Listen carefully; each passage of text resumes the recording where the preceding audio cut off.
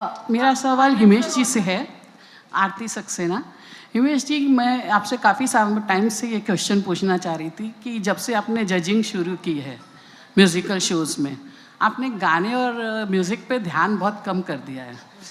नहीं, कम इसलिए किया है बिकॉज मेरा अपना जो यूट्यूब चैनल है उस पर गाने आते हैं और मैं वो प्रोडक्ट करना चाहता। एक्सपेक्टेशंस आप बार बार कहती हैं अक्षय सर के साथ आपका, अब वो प्रेशर कौन झेले कि अक्षय सर के साथ अगर एक डब्बा हो गया तो यहाँ तो गड़बड़ हो जाती है ना। तो वो प्रेशर मेरे माइंड में था जब मैंने आनंद जी से भी डिस्कस किया कि अक्षय सर के साथ इतने सक्सेस हो चुके हैं तो कम से कम वो you have to live up to the expectations.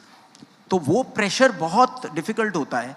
कुछ लोग उसको एड्रेस करेंगे, मैं तो एड्रेस कर रहा हूँ कि मेरे लिए बहुत प्रेशर था और जब वो गाने बन गए तो आई वॉज वेरी श्योर। तो जब जिसके साथ वो प्रेशर जो आप लोगों की माइंड में भी होगा वो मैं लिव अप कर सकूंगा तभी मैं ट्राई करूंगा आने के लिए, बाकी किस्मत पे है। और Akshay And Akshay sir, what do you have to say about your association with Himesh? Because the two of you have so many chartbusters from 2000s till now.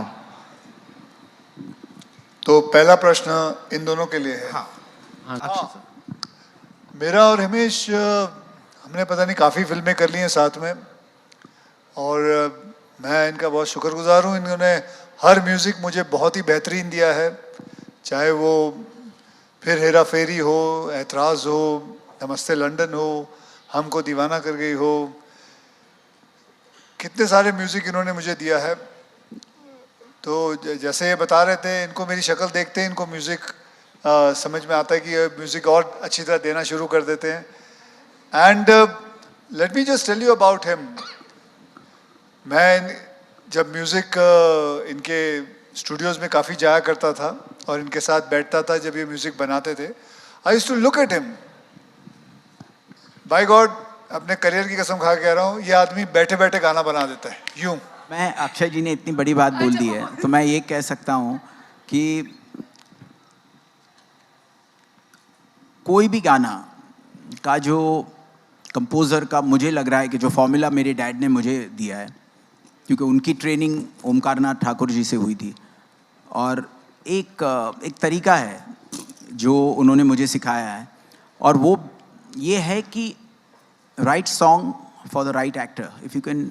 तो वो बहुत कम एक्टर्स में होती है और इसीलिए इतना ज़्यादा एक्सपेक्टेशंस के साथ जब भी म्यूज़िक आता है वो अपने एक्सपेक्टेशंस पे क्योंकि नमस्ते लंदन के बाद जब हमने खिलाड़ी की तो हमारे लिए वही था कि भाई खिलाड़ी का म्यूज़िक उतना बड़ा होना चाहिए और वो उससे बड़ा हुआ। अब रक्षाबंधन पे अगेन वो एक टेस्ट है और यहाँ आने से पहले भी जो घबराहट होती है अक्षय सर से मिलने से पहले कि ओ माय गॉड, मैंने तो बहुत इमोशनली इस म्यूज़िक को कंपोज किया है and I love the music, so I love it. और कोविड के बाद वैसे भी मेरा पॉइंट ऑफ व्यू जो चीज़ों को देख, और ये रक्षाबंधन टाइप की जो पिक्चर है वो जोन की पिक्चर बनाएगा कौन, एंड उसमें एक बहुत बड़ा मैसेज जो हमारे समाज के लिए होना चाहिए और वैल्यूज़ के साथ डेटेड ना होके वो कन्वेंशनल हमारे जो हिंदुस्तानी इमोशंस जो हर घर में होते हैं उन सारी चीज़ों का पर्सनल आइडेंटिफिकेशन और वो ग्रेट परफॉर्मेंसेस और वो बहुत बड़ी बात बहुत सिंपल तरीके से कहना, वो आई थिंक ये फिल्म में है। बहुत बढ़िया सर, मतलब I don't even have any words anymore. Himesh sir एक काम करते हैं, आप होस्ट कर लीजिए because Himesh always does the best things. नहीं, आई एम जस्ट किडिंग।